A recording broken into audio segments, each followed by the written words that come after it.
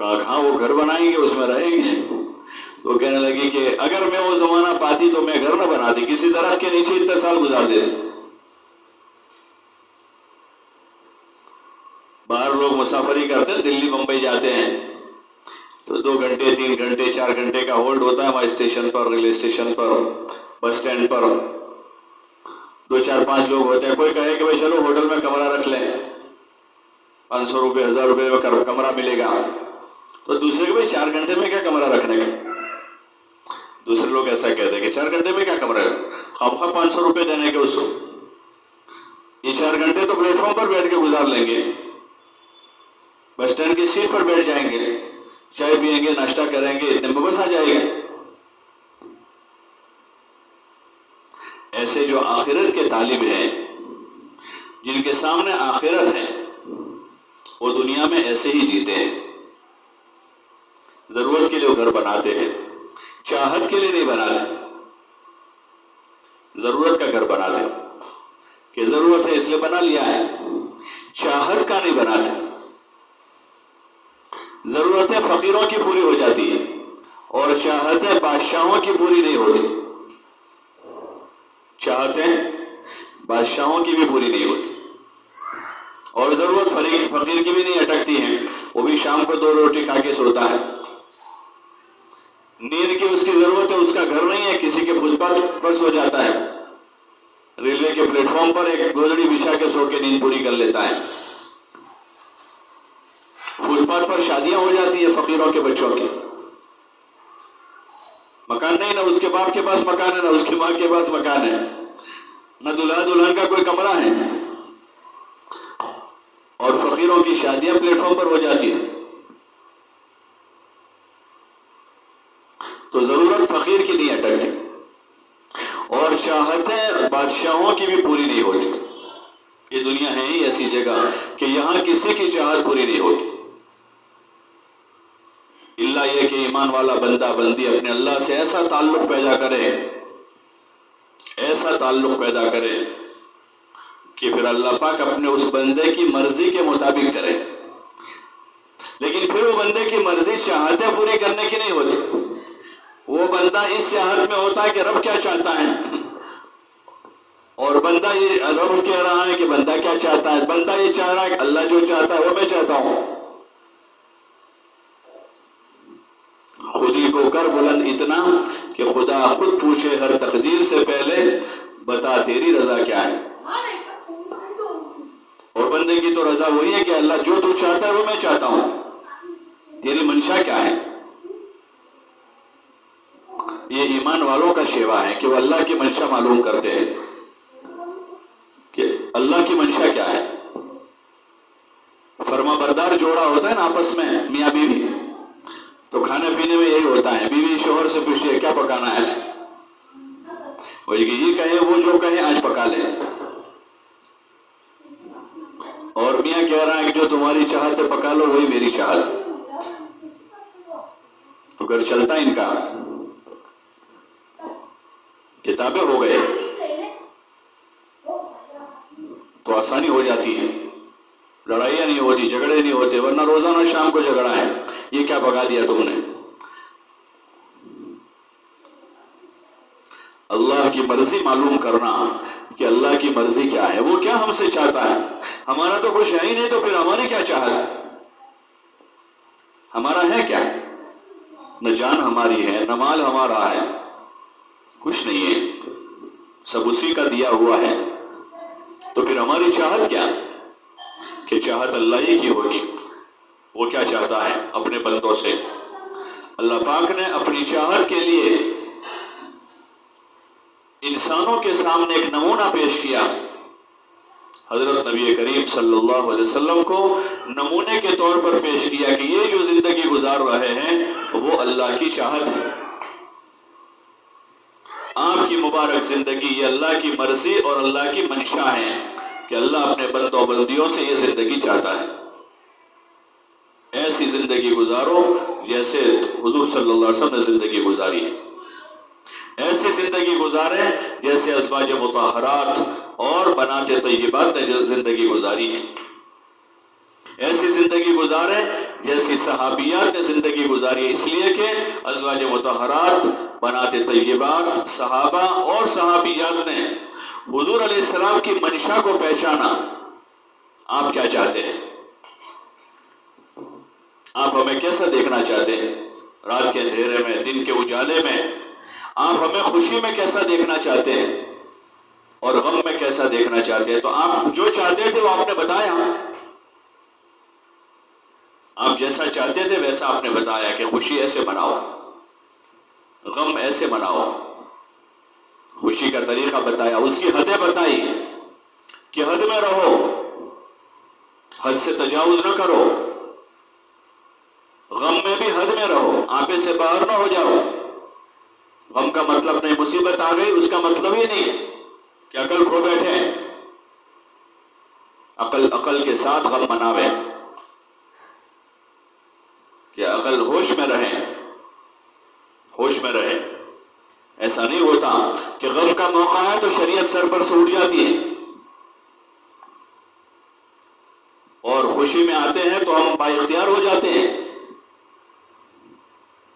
ایسا نہیں ہے، ہم با اختیار نہیں ہوئے ہیں، اللہ کے بندے ہیں، اللہ کی بندیاں ہیں، حضور علیہ السلام کے تابعدار ہیں۔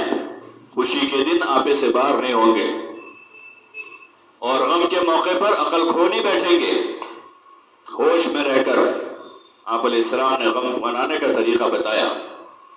ایک موقع پر آپ علیہ السلام ایک جگہ سے تشریف لے جا رہے تھے کہ ایک عورت نوحہ کر رہی تھی، ماتم کر رہی تھی۔ وہ آپ علیہ السلام وہاں سے گزر رہے تھے، دیکھا ماتم کر رہے تھے، اس کو صبر کی تلقین کی کہ صبر کرو، اس کا بیٹا مر گیا تھا۔ تو وہ عورت آپ کو جانتی نہیں تھی، وہ آپ کو نہیں جانتی تھی، تو اس نے آپ کی بات کو سنی انسنی کر لی اور ایسا جملہ کہہ دیا کہ ان کو کیا پتا میرا بیٹا مر گیا ہے۔ آپ علیہ السلام تشریف لے گئے، صحابہ نے اس کو بتایا کہ اللہ کے رسول تھے، تو وہ ایک دم تائب ہوئی اور اس نے کہا کہ اب میں صبر کروں گی۔ آپ علیہ السلام کو جب پتا چلا کہ اب وہ صبر کرنے کا کہہ رہی ہے تو آپ نے فرمایا الصبر عند صدمۃ الاولی، کہ صبر تو جب صدمہ پہنچا اس وقت ہوتا ہے۔ 2 دن رو لینے کے بعد، 4 دن سارا ماتم کر لینے کے بعد اب کہے کہ ہم تو اللہ کی رضا پر راضی ہیں۔ جس وقت دھچکا لگا ہے، جس وقت دھچکا لگا ہے دل پر، اس وقت کہیں اذا اصابتهم مصیبۃ قالوا انا للہ و انا الیہ راجعون۔ زبان پر یہ جملہ ہوگا اور دل میں تسلی ہوگی، ہاں فطرت ہے ہماری، انسان ہے، خوشی میں ہنس لیتا ہے، غم میں گھبرا کے رو لیتا ہے تو آنکھوں سے آنسو جاری ہو جائیں گے کہ مصیبت کی خبر ہے، لیکن دل مطمئن ہوگا کہ اللہ کی طرف سے جو ہوا اللہ کی طرف سے ہوا ہے۔ چاہے کسی بھی درجے کی مصیبت ہے، چھوٹی مصیبت ہے، بڑی ہے، مالی ہے، جانی ہے، کسی بھی نوعیت کی ہے، تو اس وقت فوراً دل پر ہاتھ رکھ کر کے اللہ کی طرف سے ہے اور اللہ ہی کی طرف لوٹنا ہے سب۔ انا للہ و انا الیہ راجعون۔ خوشی کا موقع ہے تو خوشی میں اتراوے نہیں۔ 2 پیسے اللہ نے دیے ہیں تو نعمت ہے، وہ اس کا حساب دیا جائے گا اللہ کے وہاں کہ ان 2 پیسوں کو غلط استعمال نہیں کریں گے، اس کو اللہ کی مرضی پر، حضور علیہ السلام کے مبارک طریقے پر استعمال کریں گے کہ اللہ کے رسول صلی اللہ علیہ وسلم نے اپنا مال کہاں لگایا، ازواج مطہرات نے اپنا مال کہاں لگایا۔ ازواج مطہرات کو حضور علیہ السلام 1 سال کا نفقہ دے دیتے تھے، 1 سال کا متوسط نفقہ دیتے تھے، بہت زیادہ بھی نہیں اور بہت کم بھی نہیں، درمیانی قسم کا۔ حالانکہ آپ چاہتے تو آپ کے پاس بہت مال آیا، آپ سب ازواج کو مالا مال کر سکتے تھے۔ ہمارے ہاں عامةً جب مردوں کے پاس مال آتا ہے، شوہر کے پاس، ابا کے پاس، تو بیٹیوں کا، عورتوں کا دائیا یہ ہوتا ہے کہ سارا ہم کو دے دے، یا اس میں سے بہت سارا ہم کو دے دے، سارا نہیں تو بہت سارا دے دے، اور اپنی وہ حاجتیں، اپنی ضرورتیں اور ضرورت سے زائد سارے تقاضے سب پیش کرتے ہوئے، چھوٹے چھوٹے بچوں کے بھی تقاضے پیدا ہو جاتے ہیں، جب پیسے دیکھتے ہیں نا تو چھوٹے چھوٹے چوزے بھی جو ہے وہ بھی آ جاتے ہیں ابا کے پاس۔ آپ علیہ السلام نے معمول بنایا کہ متوسط درجے کا نفقہ ان کو ادا کرتے تھے، سالانہ 1 سال کا دیتے تھے۔ لیکن ان ازواج مطہرات کو حضور علیہ السلام نے راہ خدا میں خرچ کرنے کا اتنا عادی بنایا تھا، اور ان کو بھی آخرت کے کاموں میں لگانے کا اتنا عادی بنایا تھا کہ آپ کے گھروں میں پھر بھی فاقہ رہتا تھا، اور وہ فاقہ 1 وقت کا 2 وقت کا نہیں ہوتا تھا، 3 دن کا، 5 دن کا، 7 دن کا، کہ اس میں کوئی ایسی چیز کھانے کی جو اس میں کھانا پینا شمار ہو، ایسی چیز نہیں کھاتے پیتے تھے۔ کھجور کھا لیا، پانی پی لیا، تھوڑا سا دودھ پی لیا، بکریاں ہوتی تھی گھروں میں، تھوڑا دودھ نکال کے پی لیا، ہو گیا۔ روٹی سالن کا کھانا جس کو ہم کھانا کہتے ہیں، ایسا کھانا دسترخوان پر نہیں آتا تھا، اور بعض مرتبہ اس کیفیت میں مہینے گزر جاتے تھے۔ وہ حضرت عائشہ رضی اللہ عنہ کی مشہور روایت ہے، 1 چاند، پھر دوسرا اور تیسرا، اور اوپر کچھ دن ہو جاتے تھے، یعنی 2 مہینے اوپر کچھ دن ہو گئے، آپ کے گھروں میں سے کسی گھر میں چولہا نہیں جلا۔ اور یہ مدینے کا قصہ ہے، مدینہ منورہ کا قصہ ہے۔ تو پھر ان کے مقاصد کیا تھے؟ وہ کیا کر رہے تھے؟ وہ اپنی آخرت بنانے میں لگے ہوئے تھے۔ ازواج مطہرات بھی آخرت بنانے میں لگی ہوئی تھی، اچھی طرح سے نمازیں پڑھ رہی تھی، اور رمضان کے علاوہ نفل روزے رکھ رہی تھی، اور صدقہ خیرات کر رہی تھی۔ وہ راہ خدا میں اپنی جان، مال، اپنے جذبات، اپنی صلاحیتوں کو لگا کر ان کے اندر کے ارمان اور ان کے اندر کی تمنائیں وہ تھی کہ اللہ کا مبارک دین دنیا میں زندہ ہو جائے، اللہ کا دین زندہ ہو۔ اس کے لیے جو قربانی دینی پڑی ہم دیں گے۔ حضرت خدیجہ نے 3 سال حضور کے ساتھ شب ابی طالب میں گزارے، 3 سال، 2 پہاڑوں کے بیچ میں، اوپر آسمان ہے، نیچے زمین ہے، اور زمین بھی مٹی نہیں پتھر ہے۔ وہاں مکہ دیکھا ہوگا سب نے کہ پتھر ہی پتھر، اور وہ 2 پہاڑوں کے بیچ کے درے میں 3 سال گزار دیے وہاں۔ حالانکہ کھاتی بھی تھی عورت تھی، وہ تو بزنس وومن تھی، تاجرہ خاتون تھی، عزت دار عورت ہے مکے کی، اور مالدار ہیں۔ لیکن یہ سارا جو ہوا ہے وہ اسلام کب آپ کے پاس آنے کے بعد اور پھر اسلام قبول کرنے کے بعد ہوا ہے۔ دنیا کو آخرت پر ترجیح نہیں دی، بلکہ آخرت پر دنیا کو ترجیح دے دی، اپنی دنیا کو قربان کر دیا، اور فقر و فاقہ میں 3 سال گزارے وہاں، اور پھر بھی آپ کو چھوڑ کر نہیں گئی کہ آپ کے ساتھ آ کر مجھے کیا ملا۔ وطن عامتاً عموماً،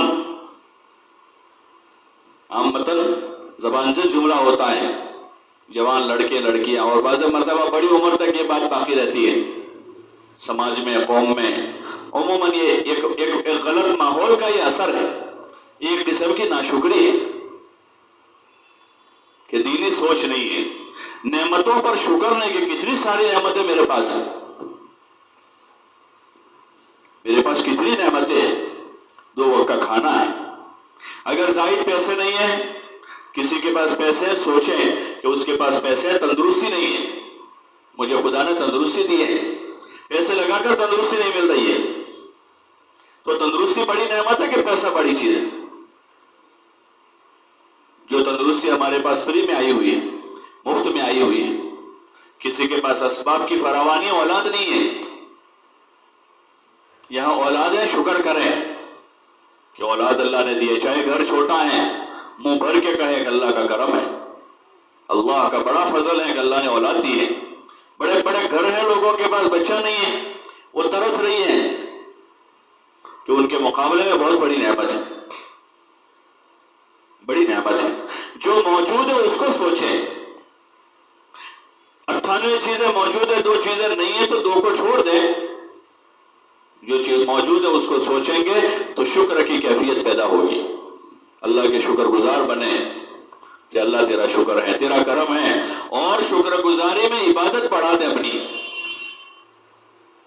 شکر گزار بن کر اپنی عبادت بڑھا دے. فضائل نماز میں حضرت شیخ رحمۃ اللہ علیہ نے فضائل نماز کے فضائل کے بعد حضور صلی اللہ علیہ وسلم، صحابہ صحابیات کی نماز کے قصے لکھے، پھر اللہ کی نیک بندیوں کی نماز کے بعض واقعات لکھے کہ وہ اپنی زندگی کو انہوں نے مقصد میں وصول کیا کہ مقصد زندگی عبادت ہے، اپنی عبادت اچھی کریں، نماز دھیان سے پڑھیں، پابندی سے پڑھیں، خشوع خضوع کے ساتھ پڑھیں، اسباب خشوع اختیار کریں کہ گھر کے ایسے کمرے میں جاویں جہاں شور شرابہ نہ ہو، نماز کے وقت میں کوئی پریشان نہ کریں. جیسے آرام کرنے کے لیے ایک انسان آرام کی جگہ جاتا ہے کہ بچے پریشان نہ کریں، کوئی آنے والا مہمان پریشان نہ کریں، تو ایسے کمرے میں کہ جہاں آسانی ہو، آرام ملتا ہو، ایسی جگہ جا کر آرام کرتے ہیں، کمرہ بند کر لیتے ہیں. کبھی بچے آ کر پریشان کریں گے اور نیند میں خلل پیدا کریں گے. ایسے نماز کے لیے کمرہ بند کریں کہ سکون سے نماز پڑھنی ہے، اطمینان سے پڑھنی ہے. کوئی اپنا ایسا کام چھوڑ کر نہ آئے کہ نماز پڑھتے ہوئے جی وہاں لگا ہوا ہو، کہ کوکر گیس پر لگا ہوا ہے اور گیس چالو ہے اور نماز کی رکعت باندھی ہے، تو نماز میں جی ہوگا یا گیس ادھر کوکر میں ہوگا؟ نماز کے لیے اپنے آپ کو فارغ کرے. نماز بہت بڑا فریضہ ہے، بہت بڑی عبادت ہے. یہ اللہ کا حق ہے ہمارے ذمہ کہ ہم 5 وقت فارغ ہو کر، یکسو ہو کر دربار خداوندی میں حاضری دیں. سارا کام چھوڑ چھاڑ کے کوئی اچانک مہمان آ جاتا ہے، سب رکھ کے ہم مہمان میں لگ جاتے ہیں. اللہ کا یہ مہمان نماز کیا اس مہمان سے بڑا ہے؟ اللہ کا امر ہے اور بہت بڑا حکم ہے جس کی آپ نے بڑی تاکید کی، اور آپ علیہ السلام کو اللہ نے تاکید کی وَأْمُرْ أَهْلَكَ بِالصَّلَاةِ وَاصْطَبِرْ عَلَيْهَا کہ آپ اپنے گھر والوں کو نماز کا حکم کیجئے اور خود بھی نماز کے پابند رہیے. اس نماز کی ہم پابندی کریں، دھیان سے پڑھیں، خشوع خضوع کے ساتھ پڑھیں، دھیان جماوے نماز میں، ایسے اسباب سے دور رہے جس سے دھیان بھٹکتا ہے. ہاں تیری میری اس وقت کا جو ہمارا نظام زندگی بنا ہوا ہے وہ اتنا زیادہ برا ماحول بنا ہوا ہے. گناہوں والی زندگی کا تذکرہ نہیں کر رہا ہوں میں کہ جو لوگ فسق و فجور میں ہیں، جو لوگ غیر دیندار کہلاتے ہیں، جو ہم نماز صلات کرنے والے لوگ ہیں، دین کی محنت میں جڑنے والے، تعلیم کرنے والے لوگ ہیں، ہمارا نظام زندگی ایسا ہو گیا ہے کہ ذہن اکثر ہمارا بھٹکا ہوا ہوتا ہے دنیا کی چیزوں میں، دنیا کی باتوں میں، کپڑوں میں، جوتوں میں. چاہے حلال دنیا ہے لیکن جو حلال دنیا بھی اللہ سے غافل کرتی ہو اس میں مشغول ہونا کیسے جائز ہوگا؟ صحابہ کا حال تو یہ ہے. ابو الدرداء کا قصہ فضائل میں شیخ نے لکھا ہے کہ وہ کہہ رہے ہیں کہ میری مسجد نبوی کے دروازے پر دکان ہو اور 5 وقت کی نماز باجماعت مسجد نبوی میں ادا کروں اور روزانہ 40 درہم مجھے نفع میں ملے اور وہ 40 درہم میں اللہ کے راستے میں صدقہ کر دوں، پھر بھی مجھے یہ تجارت پسند نہیں ہے. تو صحابہ نے پوچھا ابو الدرداء اتنی نفع کی تجارت، نماز بھی جماعت سے پڑھو، 40 درہم جو کماؤ وہ صدقہ کر دو، پھر بھی آپ کو پسند نہیں ہے؟ تو ابو الدرداء فرمانے لگے کہ بھائی قیامت میں حساب تو دینا ہی پڑے گا، کہاں سے کمایا اور کہاں خرچ کیا، اس کا حساب تو دینا پڑے گا. تو ہم سوچے کہ بغیر نفع کے جو دندے ہم کر رہے ہیں جس میں 4 آنے کا فائدہ نہیں ہے، 4 آنے کا نہ ہماری بن رہی ہے نہ کسی کی دنیا بن رہی ہے. جوتوں کی باتیں ہو رہی ہے، کپڑوں کی باتیں ہو رہی ہیں، زیوروں کی باتیں ہو رہی ہیں، برتنوں کی باتیں ہو رہی ہیں، گیہوں اور چاول کی باتیں ہو رہی ہیں، تیری میری ہو رہی ہے. ٹھیک ہے، بقدر ضرورت پڑی گیہوں کے موسم میں ایک دن تحقیق کر لی بھائی کتنے کے کیسے سیمپل منگوایا، خرید لیا، پورا قصہ ہو گیا. چاول کی ضرورت پڑی، اللہ نے گنجائش دی 6 مہینے 8 مہینے کے اکٹھے لینے کی، ایک دن تحقیق کروا لی کسی کے ذریعے سے گھر میں، بھائی دیکھ لو ذرا تحقیق کر لو چاول کی، اچھے چاول ہیں، سستے ہیں، خرید لیے، قصہ ختم کیا اس کا. سب کو گھر میں 3-3 4-4 جوڑی کپڑوں کی سال میں ضرورت رہتی ہے. اللہ نے گنجائش دی ہے، ایک دن فارغ کر کے 4-4 جوڑی کپڑے خرید لیے، سلوا کے رکھ دیے، اس کو قصہ اس کا ختم کریں. ایسے اور دیگر جتنی ضروریات ہیں، روزانہ کی ضروریات میں صبح سے لے کر 9 بجے تک سبزی کا تذکرہ چل رہا ہے. بھنڈی کیا بھاؤ ہے، آلو کیا بھاؤ ہے، بیگن کیا بھاؤ ہے، تم نے کہاں سے لیا، یہ کہاں سے لایا، وہ کہاں سے. وہی ضرورت ہے روزانہ کی لاتے، روزانہ لے لے، آدھا گھنٹہ فارغ کرے. ایک بچے کو بھیج دے، بیٹا یہ چیزیں خرید کے لے آؤ. 2 دن کی منگوا لی، 4 دن کی اگر منگوا لی تو 4 دن کی چھٹی ہو گئی ان چیزوں سے. اپنے دل و دماغ کو ہم اپنی ان ضروریات سے بھی اور اپنی چاہتوں کے لیے تو جگہ ہی نہیں ہے، اپنی ضروریات سے فارغ کریں تاکہ عبادت میں جی لگے. وہاں جو صحابہ کے قصے سنتے کہ گھر میں کوئی سامان ہی نہیں ہے جو دل کو اٹکاوے اندر، گھر میں کوئی سامان ہے. ہمارے تو نظام ایسا بننا شروع ہو گیا گھروں کا بھی آج کل کہ گھر ایسے بڑے بڑے اور عالیشان بن رہے ہیں کہ اس کی صاف صفائی سے مستورات کو 2-3 گھنٹے فرصت نہیں ہے. صبح صاف کیا، پھر شام کو گندا ہوگا، پھر اس کو صاف کر رہے ہیں. تو اللہ پاک نے ہم کو ان ضروریات میں الجھنے کے لیے نہیں بھیجا تھا. ٹھیک ہے، ضرورت بقدر ضرورت بوقت ضرورت پوری کر لینا یہ عقل مندی ہے. باقی ان ضرورتوں میں الجھ جانا اور ضرورتوں کے خاطر مقاصد کو فوت کر دینا اور نماز جیسا اہم ترین فریضہ اس نماز میں سستی پیدا کرنا یا اس نماز کو سرے سے چھوڑ دینا یا نماز چلتے چلاتے پڑھ لی آخر میں پھر کہ وقت پورا ہونے کے قریب تھا اور چلتے چلتے دوڑ بھاگ میں ظہر ادا کر لی اور پھر عصر میں تاخیر کرتے گئے، مغرب سے قبل کام کاج میں لگے رہے اور پھر مغرب ایسے ہی ٹرخا دی. ہم ذرا سوچیں. اور خصوصاً آج جمع ہونے والا یہ جو مجمع ہے، کام کرنے والی بہنیں کہلاتی ہیں، تعلیم کرنے والی مستورات کہلاتی ہیں. اس تعلیم کے ذریعے سے تو ہمارا پہلا نمبر ایمان کے بعد کا دوسرا ہی نمبر نماز ہے. 10 سال سے ہم بول رہے ہیں نماز نماز نماز نماز، اللہ کا اہم ترین فریضہ نماز. اس نماز کے بارے میں ہم غور کریں کہ اس نماز کا ہم کتنا حق ادا کر. ارے ہمارے رشتہ داروں کا کسی کا 10 سال کا بچہ گھر میں آ جاتا ہے، کوشش کرتے ہیں کہ ہمارا مہمان ہے اس کا حق ادا کرے. نابالغ بچہ ہے، وہ نہیں سمجھے گا کہ مہمان نوازی کیا ہے، کمی بیشی پر اس کو اتنا احساس نہیں ہوگا. لیکن ہمیں شرم آتی ہے کہ ایک بچہ ہمارے گھر آوے خالی ہاتھ جاوے، ایسا نہ ہو. ایک بچہ ہمارے گھر آوے کھائے بغیر جاوے، ایسا نہ ہو. یہ اللہ کا مہمان. نماز روزانہ فجر میں منادی پکار رہا ہے الصلاۃ خیر من النوم، ظہر میں کہہ رہا ہے حی علی الصلاۃ حی علی الفلاح. ہم سوچیں کہ اس مہمان کے ہمارے گھر میں کتنی عزت ہے، اس مہمان کے ہمارے گھر میں کتنی قدر ہے، اس مہمان کے ساتھ ہمارا کیا سلوک ہے. اس لیے کوشش کریں عبادت کے لیے فارغ رہیں، اپنی ان جھنجھٹوں کو کم کریں، دنیا کے کام کاج کی اور دنیا کے مشاغل کی. عورتوں کو تو سرے سے اللہ پاک نے دنیاوی ذمہ داریاں عورتوں کے ذمہ نہیں رکھی کہ ان کا اپنا نان نفقہ بھی ان کے ذمہ نہیں ہے، شوہر کے ذمہ کر دیا. بیٹی ہے تو باپ کے ذمہ کر دیا اس کا، اور ماں ہے اور شوہر نہیں ہے تو اولاد کے ذمہ کر دیا کہ ان کو آپ کو فارغ رکھا. تو آپ کے پاس تو اور زیادہ موقع تھا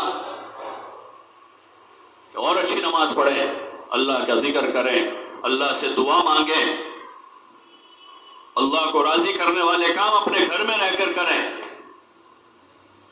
عورت کو گھر کی زینت بنایا ہے کہ اپنے گھر میں رہیں، راضی کرنے والے کام کریں، نماز ادا کریں، زکوٰۃ ادا کریں. یہ کہا اقمنا الصلاۃ وآتینا الزکاۃ واطعنا اللہ ورسولہ، کہ اپنے گھر میں رہ کر نماز ادا کرتی رہیں، نماز قائم کرتی رہیں. خود نماز پڑھیں، بچوں کو پڑھاویں، بچیوں کو پڑھاویں، گھر کے مردوں کو تلقین کریں، ان کو یاد دہانی کریں نماز کی. اقمنا الصلاۃ کہا کہ نماز قائم کریں اپنے گھروں میں. وآتینا الزکاۃ، اور اللہ نے مال دیا، سونا چاندی ہے، زیور ہے، روکڑ رقم ہے، مال تجارت ہے، تو اس پر اللہ پاک نے زکوٰۃ واجب کی ہے. اپنے اموال کی زکوٰۃ ادا کرے. وَأَطِيعُوا اللَّهَ وَرَسُولَهُ، اور اپنے گھر میں رہ کر اللہ رسول کی اطاعت کرے، اپنے نفس کی نہیں، اللہ رسول کی اطاعت کرے. یہ اللہ پاک نے ذمہ داری بتائی ہے. اور دعوت کے اس کام سے، تعلیم کے حلقوں سے یہی چاہا جا رہا ہے کہ ہماری کام کرنے والی مستورات جو ہیں وہ اپنے آپ کو ان اعمال کی پابند کر کے اپنے گھر میں، اپنی بستی میں نمونہ بنے، اچھی نماز پڑھنے والی خاتون ہیں، اچھا پردہ کرنے والی خاتون ہیں، اپنی زبان کی لایانی سے، غفلت سے اور بکواس سے، گالی گلوچ سے حفاظت کرنے والی عورت ہے، اپنی زبان کی حفاظت کرنے والی ہے، اپنے عزت و عصمت کی حفاظت کرنے والی ہے، جو اللہ کی طرف سے فریضہ ہے عورتوں کے اوپر۔ اس کام سے یہ چاہا جا رہا ہے کہ ایسے اچھے نمونے تیار ہوں، ایمان والی عورتیں، نماز والی، علم والی، تقوی والی، یہ صفتیں تھی ازواج مطہرات کی۔ فضائل کی کتابوں میں حضرت شیخ رحمۃ اللہ علیہ نے حکایت صحابہ میں ازواج مطہرات اور حضور کی اولاد وغیرہ کا جو باب باندھا ہے تو اس میں ازواج مطہرات کی خوبیاں بتائی ہیں، خوبیاں بتا دی ہیں۔ تو اس میں یہ نہیں کہ کپڑوں والی تھی، وہ زیور والی تھی، وہ محل والی تھی، وہ بنگلے والی تھی، بلکہ ان کی خوبیاں کیا ہوئے کہ عائشہ کے علم والی تھی، تقوی والی تھی، اچھی نماز پڑھنے والی تھی۔ ام سلمہ کیا ہے کہ ماول مساکین تھی، وہ ماول مساکین، کہ مساکین کا ٹھکانہ تھا، کہ کسی کی بھی کوئی حاجت ضرورت پیش آتی تھی تو ان کے پاس لوگ جاتے تھے، اتنی سخی تھی وہ۔ ان کو ان صفتوں سے کیا کہ تقوی والی ہے، پردے والی ہے، حیا والی ہے، نماز پڑھنے والی ہے، اللہ کے نام پر قربانی دینے والی ہیں، یہ صفتیں ہیں۔ اس دعوت کے مبارک کام سے، تعلیم کے حلقوں سے یہ چاہا جا رہا ہے کہ ہماری کام کرنے والی ماں بہنیں اپنے اندر فضائل کی کتابیں پڑھ کر، سن کر ان صفتوں کو اپنے اندر پیدا کریں، ماحول کی رو میں بہ نہ جاویں، دیکھا دیکھی میں نہ پڑھیں، دیکھا دیکھی نہ کریں، دیکھا دیکھی ان کے ساتھ کریں، ازواج مطہرات کے ساتھ کریں، حضور کی مبارک بیٹیوں کے ساتھ دیکھا دیکھی کریں کہ انہوں نے کیسی سادہ زندگی گزاری، انہوں نے کیسی تقوی کے ساتھ زندگی گزاری، انہوں نے کیسے اللہ کو راضی کیا۔ حضرت فاطمہ رضی اللہ عنہ حضور علیہ السلام کی لاڈلی بیٹی ہیں، لاڈلی بیٹی ہے، دنیا کی بیٹیوں میں سب سے زیادہ مقدس بیٹی ہے، امام الانبیاء کی بیٹی ہے، اور آپ فرما رہے ہیں کہ فاطمہ میرے جگر کا ٹکڑا ہے، بڑی محبت تھی ان سے۔ ان کو دیکھے کہ انہوں نے کیسے زندگی گزاری، اپنی جوان بیٹیوں کو حضرت فاطمہ کی مثال پیش کرے کہ یہ دیکھو بیٹی کہ کیسی سادگی ہے، کیسی حیا زندگی میں ہے، کیسی نماز پڑھنے والی، روزے رکھنے والی، صبر کرنے والی، اپنے شوہر کی خدمت گزار، کئی کئی دنوں کے فاقے ہوئے، کبھی اب باپ کے گھر شکایت لے کر نہیں آئی۔ ایک مرتبہ کا قصہ یہ تو ملتا ہے کہ حضرت علی ناراض ہو کر چلے گئے تھے، ایسا تو ملتا ہے فاطمہ اور علی رضی اللہ عنہ کے درمیان میں کہ ایک مرتبہ ایسا موقع آیا، کچھ بات ہوئی، حضرت علی ناراض ہو کے چلے گئے، مسجد جا کے سو گئے، حضور علیہ السلام تشریف لے گئے، پتہ چلا تو پھر حضور علیہ السلام جا کر لے آئے ان کو۔ لیکن ایسا قصہ نہیں آتا کبھی کہ حضرت فاطمہ کبھی ناراض ہو کر اپنے باپ کے گھر چلی گئی ہو کہ ابا 2 دن ہو گئے آپ نے مجھے کہاں بیاہ دی ہے، کہاں میری شادی کر دی ہے فقیر کے گھر میں، 2 دن ہو گئے مجھے کھانا نہیں مل رہا، کبھی نہیں آئی، حالانکہ 2 دن کے فاقے ہوئے۔ ایک مرتبہ حضور علیہ السلام ابو ایوب انصاری کے دسترخوان پر کھانا کھا رہے تھے، گوشت اور روٹی پکی ہوئی تھی، حضور علیہ السلام نے روٹی میں ایک گوشت کا ٹکڑا رکھا اور ایک صحابی سے کہا کہ جاؤ یہ میری بیٹی فاطمہ کے گھر دے آؤ، 2 دن سے اس کے حلق سے بھی ایک لقمہ نیچے نہیں اترا ہے، میری بیٹی کے گھر دے آؤ ہے۔ لیکن وہ بیٹی صبر کے ساتھ رہی، فاقے کی اپنے شوہر کے ساتھ، بچوں کے لیے کھانا نہیں ہوتا تھا، ایسے قصے تاریخ میں ملتے ہیں ان کے، لیکن صبر کے ساتھ، اس پر کوئی شکایت نہیں ہے، اور گھر کا پورا کام کر رہی ہے وہ، گھر کا جتنا کام ہے پورا، جانور گھر میں ہوتے تھے اس زمانے میں، گھوڑا ہے، اونٹ ہے، بکری ہے، ان کی خدمت، بچوں کی خدمت، اور عمر زیادہ نہیں ہوئی فاطمہ کی، شاید تقریباً 25 سال کی عمر میں تو وصال ہو گیا ان کا،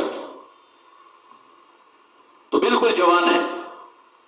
ہمارے ابھی اس وقت کی مائیں بھی، بیٹیوں کا بھی یہی ذہن ہوتا ہے کہ جوانی کی عمر تو مزے کرنے کی ہے، شوق پورے کرنے کی ہیں، تو گھوم رہے ہیں، پھر رہے ہیں آوارہ لوگوں کی طرح، یہ شوق پورے کرنے کی عمر نہیں ہے، یہ تو حکم پورا کرنے کی عمر ہے۔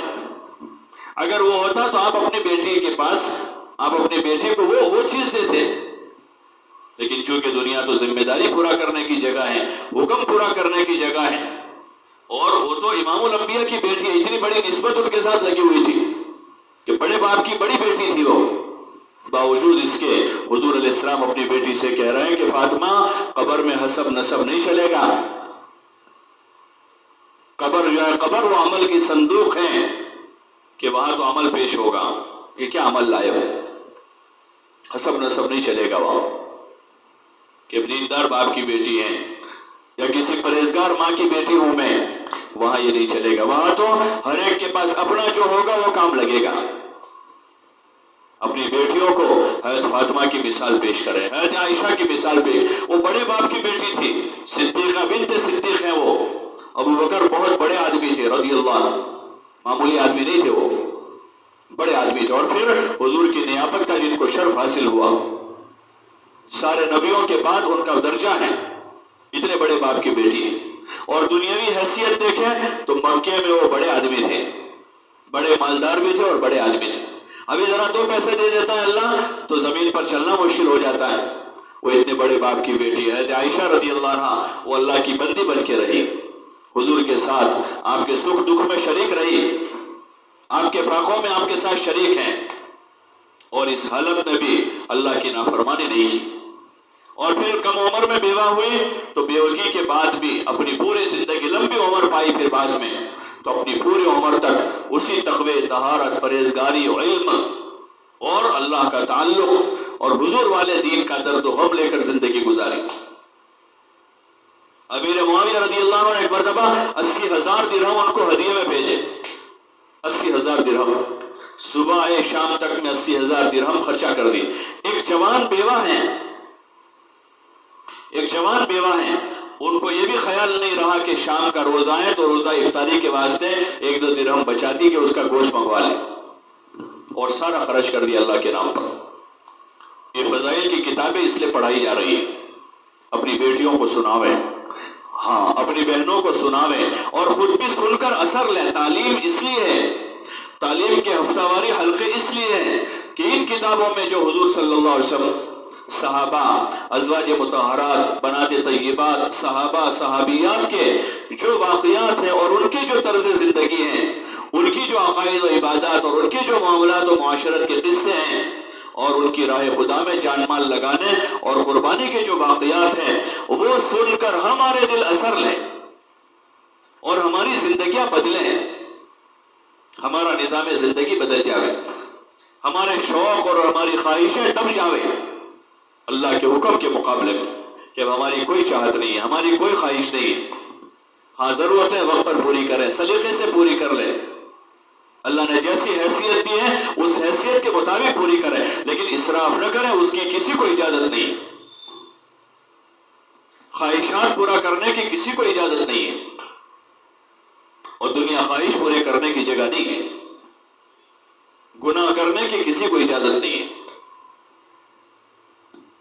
اس لیے تعلیم کے حلقے لگاویں، ہر گھر میں تعلیم زندہ ہو اس کی کوشش کریں، تاکہ یہ تعلیم مؤثر بنے، دل ہمارے اثر لیں، بچوں کے دل اثر لیں، ان میں سادگی آوے، حیا آوے، ان میں ادب آوے، جو علم کا تقاضا ہے، بنیاد ہے، کہ وہ علم عمل میں آ جاوے، نماز، روزہ، زکوٰۃ، اخلاق، اخلاص، احسان، تقوی، صبر، شکر، ایک دوسروں کے حقوق کی ادائیگی، ایک دوسروں کے ساتھ برتنا اور ایک دوسروں کی خدمت کرنا، وہ عام ہو جاوے، اور ایک ایسا پاکیزہ ماحول بنے جو ماحول حضور علیہ السلام کی بستی مدینہ منورہ میں تھا، کہ وہاں لڑائی نہیں ہے، جھگڑے نہیں ہے، فساد نہیں ہے، آپس میں محبت ہے، مودت ہے، اور ان کے امور سادہ ہیں، ان کی معاشرت میں سادگی اور حیا ہے۔ حضور علیہ السلام کے معاشرے کی بنیاد علماء نے لکھی کہ آپ کے معاشرے کی بنیادیں سادگی پر تھی اور حیا پر تھی، اور حضور کے دشمنوں کا معاشرہ، اس کی بنیادیں جو ہے بے حیائی اور فیشن پرستی پر ہے اور اسراف پر ہے۔ اپنے آپ کو، اپنے گھروں کو اس سے ہم پاک کریں، محبت کے ساتھ زندگی گزاریں، ہاں ہر ایک کا حق ادا کرنے کی کوشش کریں، کہ ہمارے ذمہ کیا حق ہے وہ معلوم کریں،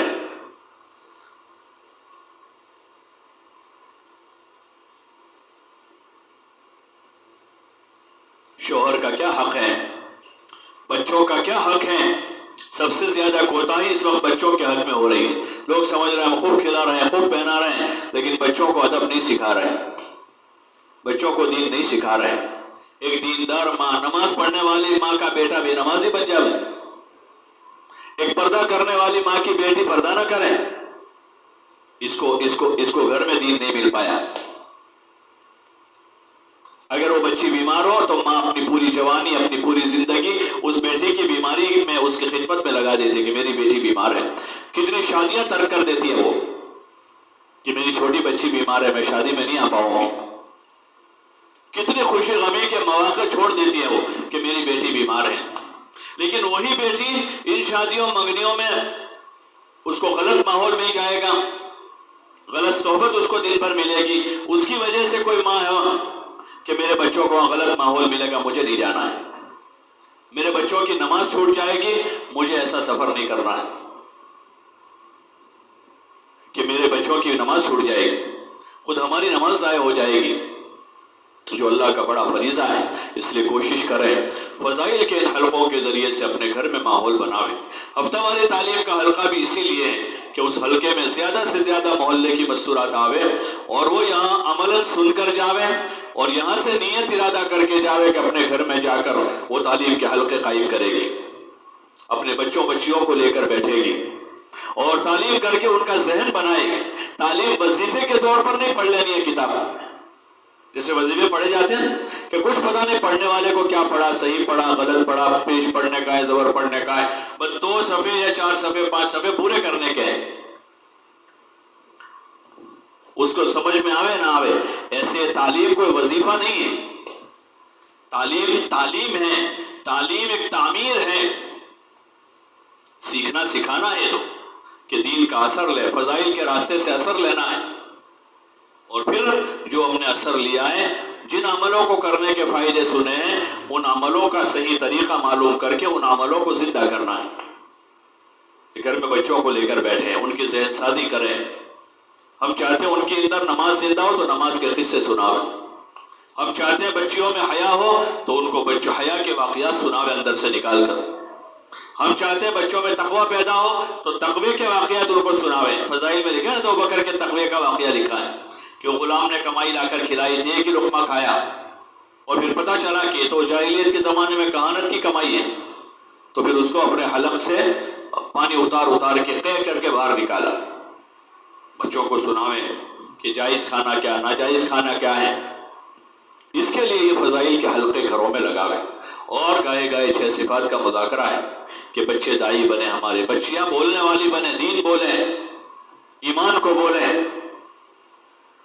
10 سال کی بچی آدھا گھنٹہ پولیسٹر اور کاٹن پر بات کرتی ہے، لیکن وہی بچی سے کہے بیٹا تھوڑی نماز کی بات کرو تو کہتے مجھے شرم آتی ہے.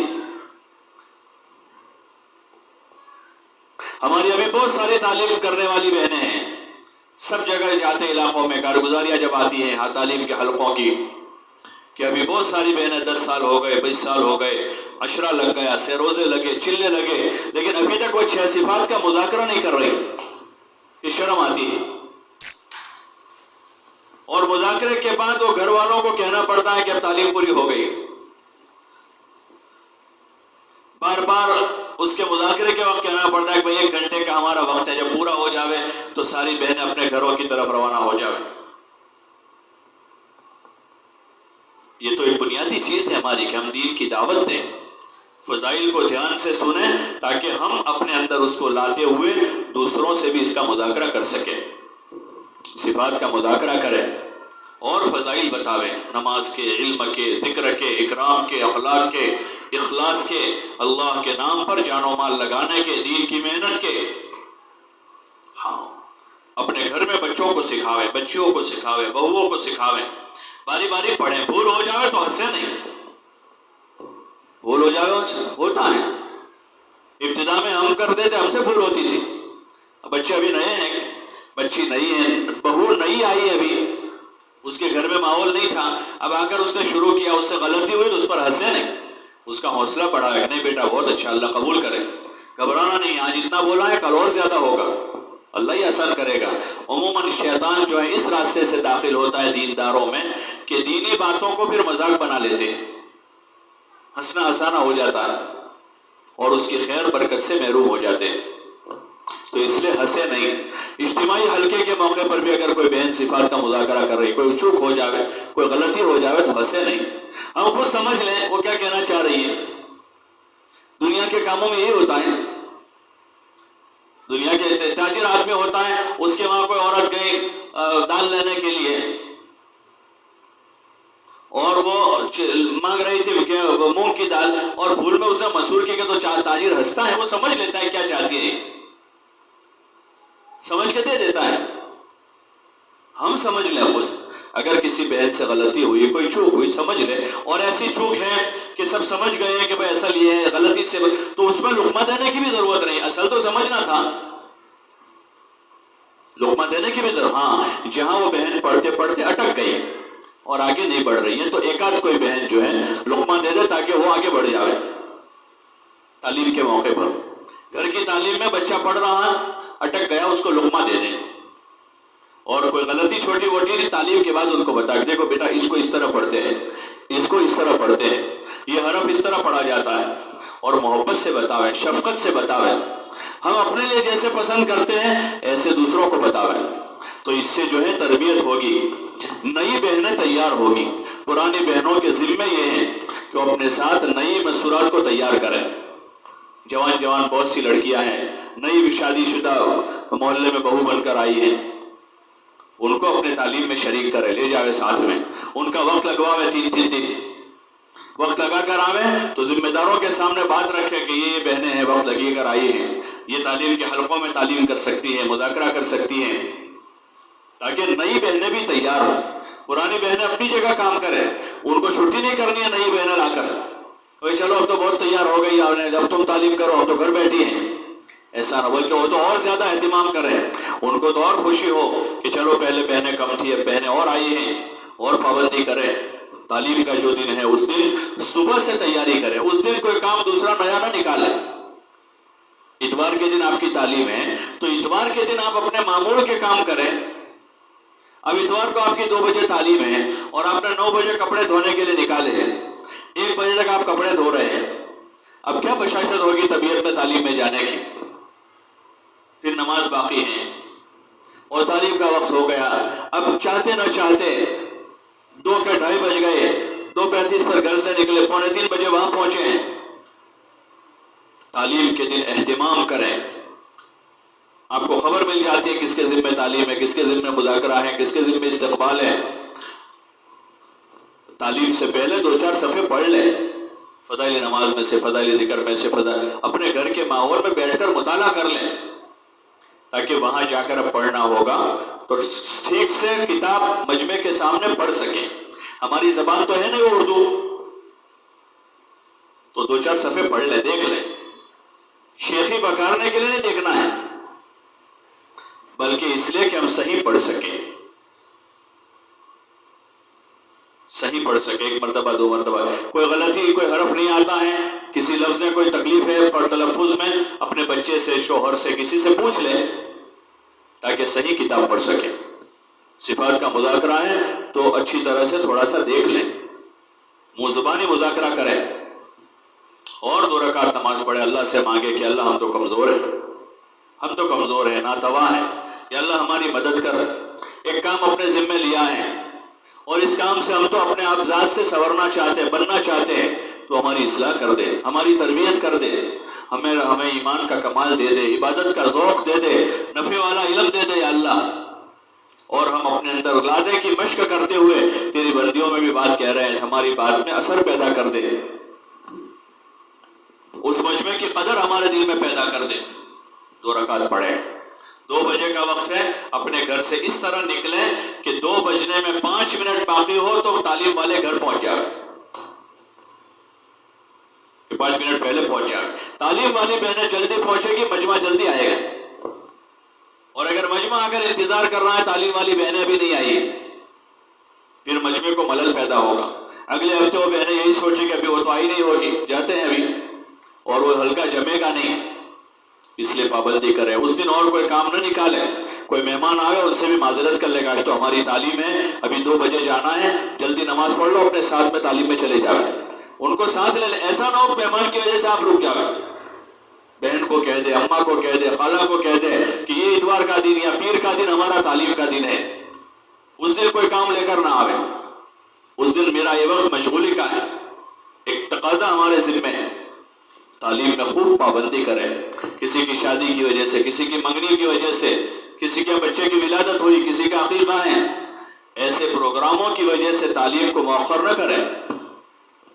ایک بہت بڑا کام اللہ نے دیا ہے، ایک بڑی جوابداری اللہ نے دی ہے، بڑی ذمہ داری ہے۔ ایک لڑکی کسی ہاسپٹل میں نرس کی ڈیوٹی بجاتی ہے، وہ مہینے بھر پابندی کرتی ہے، اپنے سارے تقاضے قربان کر دیتی ہے۔ اس کے گھر میں پتا ہے کہ نرس ہے،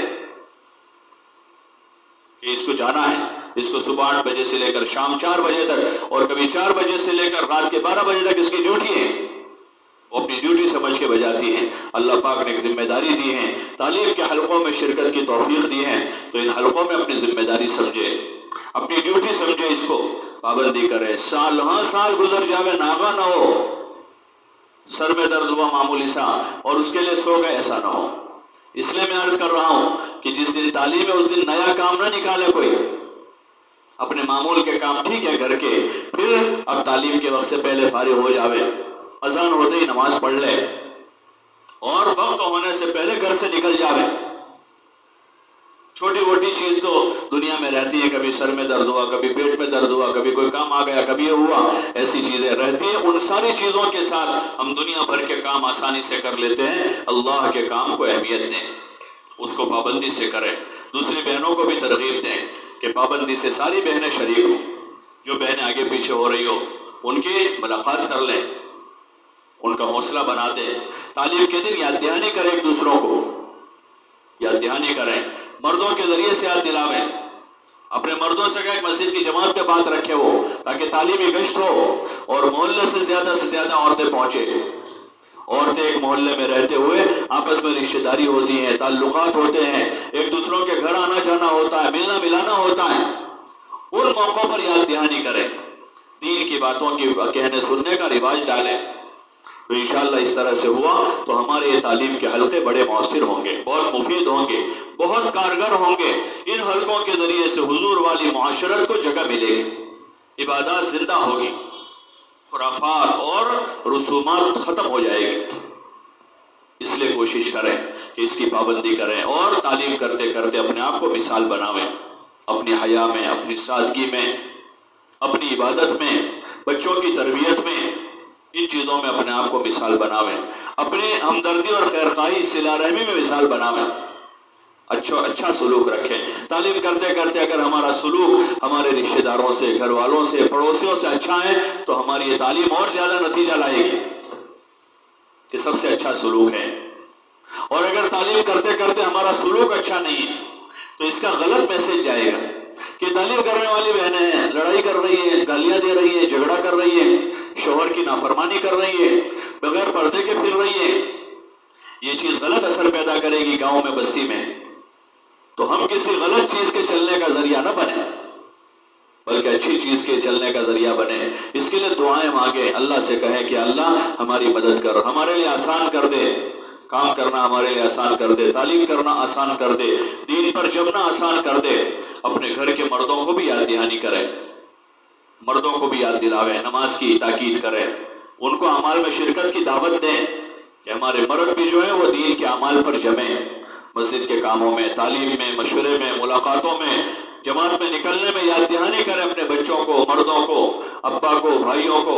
بہت سی ایسی خواتین دیکھی کہ ان کی تشکیل سے ان کے خاندان جو ہے تبلیغ میں لگے ہیں، بیوی کی تشکیل سے شوہر تبلیغ میں لگا، ماں کی محنت سے اولاد کام میں لگی، اور جہاں گھر میں ماں، بہن، بیٹی کی دعوت مضبوط ہوتی ہے ان کے مردوں میں بھی اچھی استقامت ہوتی ہے، کیونکہ ان کو سپورٹ ملتا ہے، تعاون ملتا ہے، موقع بموقع یاد دہانی ہوتی رہتی ہے، تو مرد بھی کام پر جم جاتے ہیں۔ اور جہاں عورتوں میں غفلت ہوتی ہے تو ہمارے بہت سے جمائے مرد تھے لیکن ان کے گھر کی غفلت ان کو لے ڈوبی، ان کی ماں بہنوں کی غفلت ان کو لے اس لیے آپ ماں بہنوں سے ہماری گزارش ہے، درخواست ہے کہ اپنی زندگی پر نظر کریں، جن چیزوں میں کمی ہے اس کی تلافی کریں، اللہ کا کام کریں گے، اللہ ہماری دنیا بنائے گا، ہماری آخرت بنائے گا، اور جی کی چاہتیں پوری کرنے کی جگہ جنت ہے، اللہ جنت میں پہنچا کر ہماری ساری چاہتیں پوری کر دے گا، سارے ارمان، ساری تمنائیں، ساری مرادیں اللہ جنت میں پوری کر دے گا۔ ساری مرادیں دنیا میں پوری نہیں ہوگی، ساری مرادیں پوری نہیں ہوگی، ساری مرادیں پوری کہاں ہوگی؟ جنت میں پوری ہوگی۔ لکم فیہا ما تشتہی انفسکم، کہ تمہارے لیے تمہاری جی کی چاہتوں کا سامان ہے، جو جی میں چاہے کرو، دنیا چاہت پوری کرنے کی جگہ نہیں، اس لیے اللہ پاک پھر خوش کر دے گا، اچھے ایمان والے بندوں بندیوں جیسی موت دے گا۔ وہ ہمارے لیے فخر کی چیز ہے کہ اچھی موت نصیب ہو جائے، کلمے والی موت نصیب ہو، اللہ کا کام کرتے کرتے، اس کی عبادت کرتے کرتے موت نصیب ہو، اور ہمارے پیچھے ہم اچھی نسل چھوڑ رہے ہوں، نیک اولاد، دیندار اولاد چھوڑی ہیں، وہ ہمارے لیے خوشی کی بات ہے۔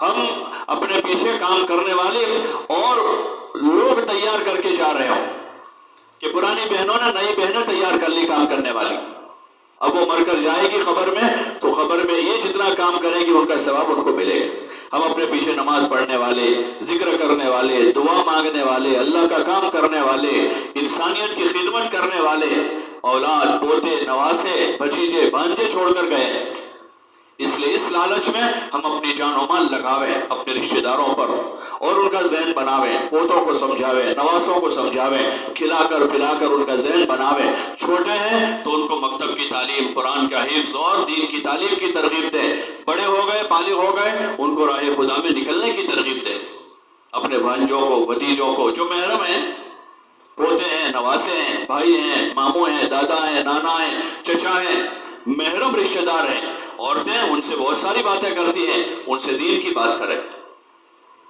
تو انشاءاللہ اللہ کی ذات سے امید ہے کہ ہمارا یہ کام کرنا، ہمارا جڑنا، دین کی محنت میں لگنا، ہمارے لیے، ہماری اولادوں کے لیے، ہمارے خاندان، ہمارے گھرانوں کے لیے، اور اللہ نے چاہا تو ہماری محنت پوری امت کے لیے مفید اور کارگر بنے گی، ہم دنیا میں ہدایت کا ذریعہ بنیں گے، اور لاکھوں انسانوں کو ہم جہنم سے بچا کر جنت میں لے جانے کا ذریعہ بن جائیں گے۔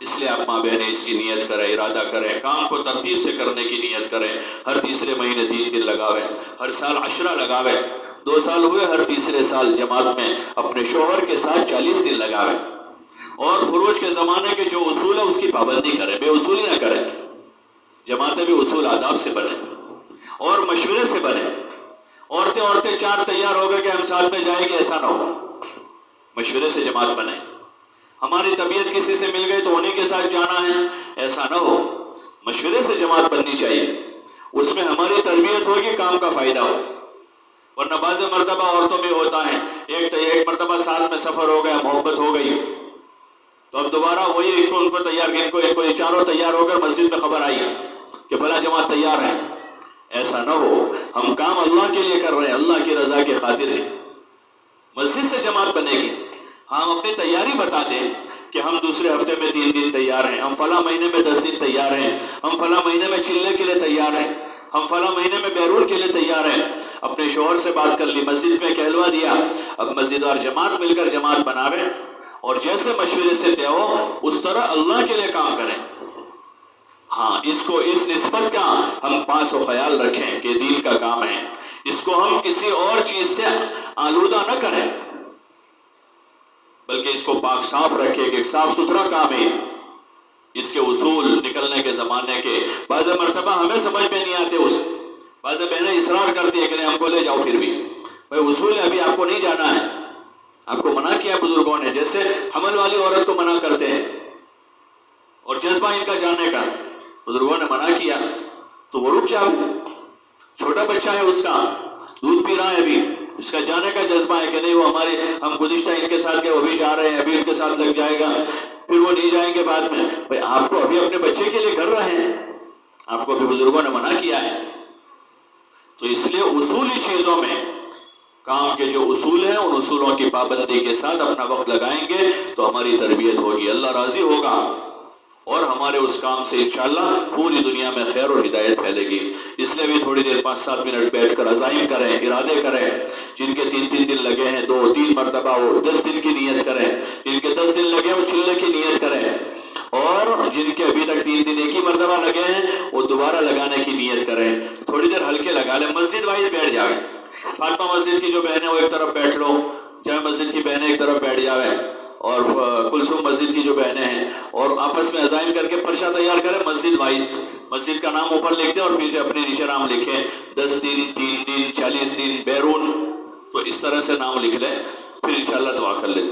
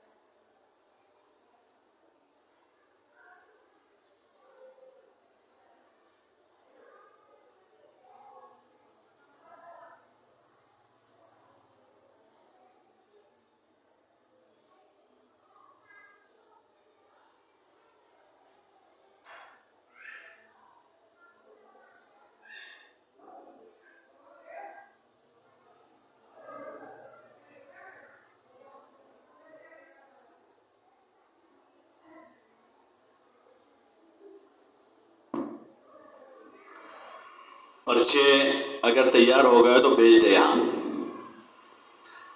تشکیل کے پرچے اگر تیار ہیں تو پرچے بھیج دے یہاں پر. کوئی بچے کے ساتھ جنہوں نے ارادے کی، عزائم کی، اللہ پاک قبول فرماوے، مبارک فرماوے.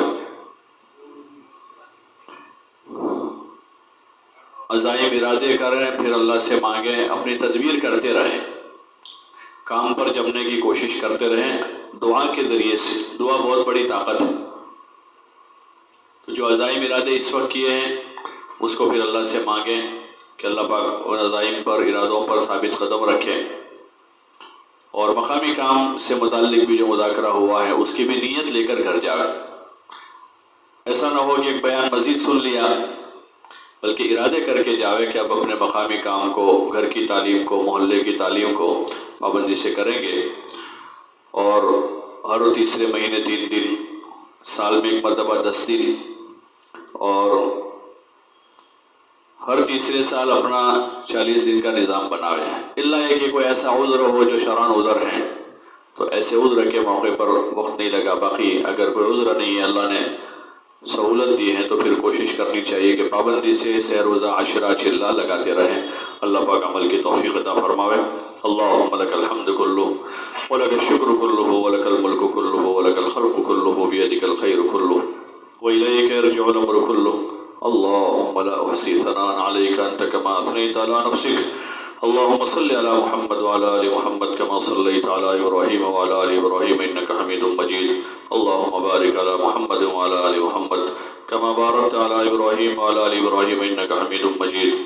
یا اللہ ہماری مغفرت فرما، ہمارے ماں باپ کی، ہمارے بھائی بہنوں کی، ہمارے اہل و عیال کی، ہمارے رشتہ داروں کی، عزیز و اقارب کی، دوستوں کی. اللہ پوری امت کی مغفرت فرما، امت کے حال پر رحم فرما، امت کے حال پر کرم فرما، امت کی بگڑی بنا دے، امت کے گنہگاروں سے درگزر فرما دے، اپنا فضل و کرم شامل حال فرما دے.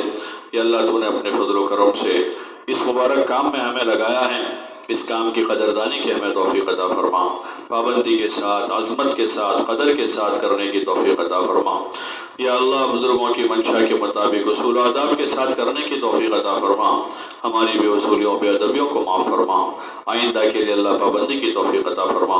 اپنا فضل و کرم شامل حال فرما. اس کام کے ذریعے سے ہماری اصلاح فرما، ہمیں ہدایت نصیب فرما، عالمگیر ہدایت کا ہمیں ذریعہ بنا دے. یا اللہ پوری دنیا میں امن و امان کی فضائیں قائم فرما دے. ہر فرد امت کو اپنی ذمہ داری کا احساس عطا فرما. اور یا اللہ دین و ایمان پر ثابت قدم فرما. دین کی محنت کے لیے ہر فرد امت کو قبول فرما. گھر گھر میں تعلیم کو زندہ فرما. گھر گھر میں نماز، ذکر، تلاوت، عبادت کو زندہ فرما. یا اللہ ہمارے ایک ایک بچے کی بہترین تربیت فرما. یا اللہ گھر گھر میں پردے کو زندہ فرما. حضور والے مبارک معاشرے کو دنیا میں زندہ فرما. گھر گھر میں دعوت کو زندہ فرما.